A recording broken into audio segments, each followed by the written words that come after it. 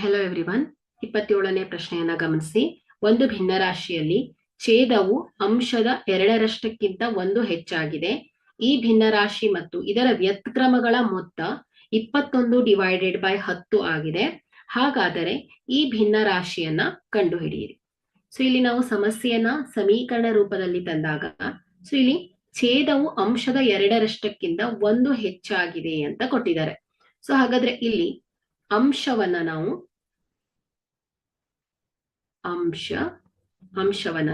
x ಅಂತ ಇಟ್ಕೊಳ್ಳೋಣ. Okay, so ಇಲ್ಲಿ ಛೇದ ಹೇಗಿದೆ? ಛೇದ ಏನ್ ಹೇಳ್ತಾ ಇದ್ದಾರೆ ಅವರು? ಅಂಶದ 2ರಷ್ಟಕ್ಕಿಂತ 1 ಹೆಚ್ಚಾಗಿದೆ. ಸೊ ಈ ರೀತಿಯಲ್ಲಿ ಬರುತ್ತೆ ಛೇದ. ಸೊ ಇದರ ನಾವು ಭಿನ್ನರಾಶಿ, ಸೊ ಒಂದು ಭಿನ್ನರಾಶಿ ಅಂತ ಹೇಳಿದ್ದಾರೆ. ಸೊ ಹಾಗಾಗಿ ಇಲ್ಲಿ ಭಿನ್ನರಾಶಿ ಏನಾಗತ್ತೆ ಹೇಳಿ? ಅಂಶ ಮತ್ತು ಛೇದದ್ದು x ಡಿವೈಡೆಡ್ ಬೈ 2x+1 ಆಯ್ತು. ಸೊ ಈ ಒಂದು ಭಿನ್ನರಾಶಿಯ ವ್ಯತ್ಕ್ರಮ. ಸೊ ಹಾಗಾದ್ರೆ ಇಲ್ಲಿ ಇದರ ವ್ಯತ್ಕ್ರಮ ಏನಾಗತ್ತೆ ಹೇಳಿ?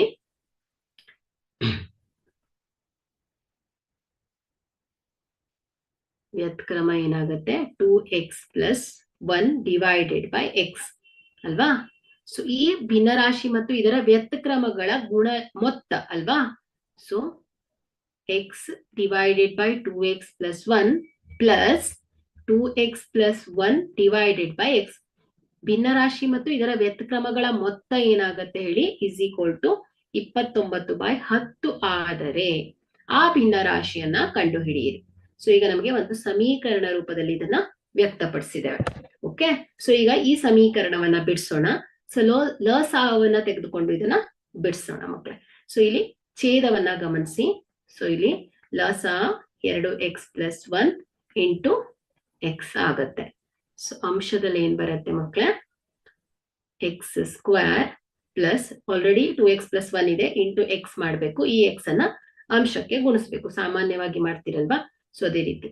ಸೊ ಇಲ್ಲಿ x ಇದೆ, 2x+1 ಆದ್ರೆ 2x+1 whole square is equal to ಏನಾಯ್ತು? 29 ಡಿವೈಡೆಡ್ ಬೈ 10. ಸೊ ಈಗ ಇದನ್ನ ಸಿಂಪ್ಲಿಫೈ ಮಾಡಿ x² plus a+b the whole square formula ಇದೆ. ಸೊ ಇದೇನಾಗತ್ತೆ? 4x² ಪ್ಲಸ್ 4x ಪ್ಲಸ್ 1² ಅಂದ್ರೆ 1 divided by 2x² plus x is equal to 29 divided by 10. Okay, so ಇಲ್ಲಿ x² plus 4x² ಅಂದ್ರೆ 5x² plus 4x plus 1 divided by 2x² plus x is equal to 29 divided by 10. So ಈಗ ನಾವು cross ಗುಣಾಕಾರವನ್ನ ಮಾಡೋಣ. So ಇದೇನಾಗುತ್ತೆ? 10 ಅಲ್ವಾ? So ಇಲ್ಲಿ 10 ಗುಣಿಸು 5x² plus 4x plus 1, 5x² plus 4x plus 1 is equal to 29 ಗುಣಿಸು 2x² plus x. Okay, so 29 ಗುಣಿಸು 2x² plus x. Okay, so 10 ಗುಣಿಸು 5, 50x² plus 14 40x plus 10 is equal to 29 ಗುಣಿಸು 2 ಅಂದ್ರೆ 58x² plus 29x. Okay, so ಈಗ ನಾವು ಎಲ್ಲಾ ಪದವನ್ನ ಒಂದೇ ಕಡೆ ತಂದ್ರೆ ಸೊ ಇದೇನಾಗತ್ತೆ? 50x² plus 40x plus 10 minus 58x² minus 29x is equal to 0. So ಇದೇನಾಯ್ತು? 50x² minus 58 minus 8x². So ಇಲ್ಲಿ 40x ಪ್ಲಸ್ 40 ಮೈನಸ್ 29 ಅಂದ್ರೆ ಎಷ್ಟಾಗತ್ತೆ ಇದು? Plus 11x plus 10 is equal to 0. So ನಾವು ಎಂಟೈರ್ ಸಮೀಕರಣವನ್ನ -1 ಡಿವೈಡ್ ಮಾಡಿದ್ರೆ ಸೊ ಏನಾಗುತ್ತೆ? ಇದು 8x² minus 11x -10 is equal to 0 ಆಯ್ತು. ಸೊ ಈಗ ನಮ್ಗೆ ಒಂದು ವರ್ಗ ಸಮೀಕರಣ ಸಿಕ್ಕಿದೆ ಮಕ್ಕಳೇ. ಸೊ ಈಗ ನಾವು ವರ್ಗ ಸಮೀಕರಣವನ್ನ ಅಪವರ್ತಿಸೋಣ. ಸೊ ಹೇಗೆ, ಮಧ್ಯದ ಪದ 11 ಬರ್ಬೇಕು. ಸೊ ಮೊದಲನೇ ಪದ ಕೊನೆಯ ಪದವನ್ನ ಗುಣಿಸಿದಾಗ ಏನ್ ಸಂಖ್ಯೆ 80 ಬರ್ತಾ ಇದೆ. ಸೊ ಆ 80 ಸಿಗ್ತಾ ಇರ್ಬೇಕು ನಮ್ಗೆ. ಆ ರೀತಿಯಲ್ಲಿ ನಾವು ಪದಗಳನ್ನ ಓಡ್ಕೊಳ್ಬೇಕು ಮಕ್ಕಳು. ಸೊ ಇಲ್ಲಿ 16 ನೋಡಿ, 8 × 10 80. ಓಕೆ, ಸೊ ಇಲ್ಲಿ 80, 16 5 80.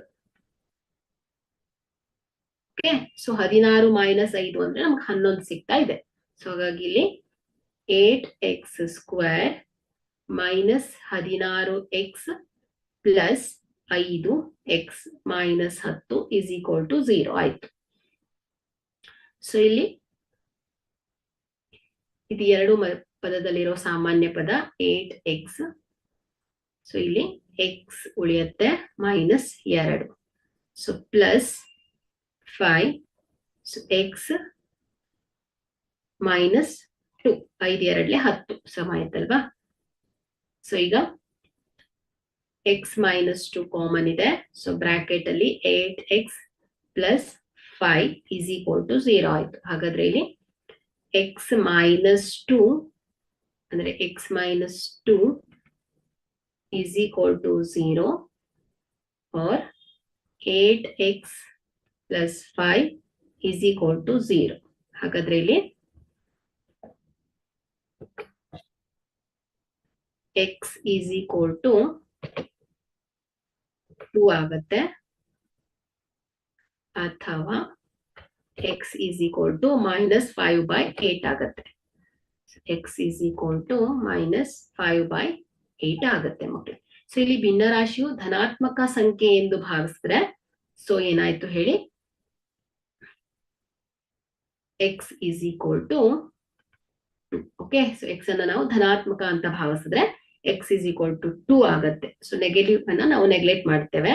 ಸೊ ಹಾಗಾಗಿ ಇಲ್ಲಿ ಅಂಶ ಏನಾಯ್ತು ಹೇಳಿ 2, ಛೇದ ಏನಾಯ್ತು, ಛೇದ ಹೇಗಿದೆ ಮಕ್ಕಳೇ 2x + 1 ಅಲ್ವಾ.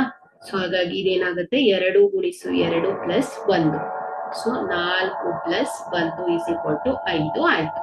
ಸೊ ಹಾಗಾದ್ರೆ ಇಲ್ಲಿ ಭಿನ್ನ ರಾಶಿ ಯಾವ್ದಾಯ್ತು ಹೇಳಿ 2 / 5 ಆಗಿದೆ. Thank you.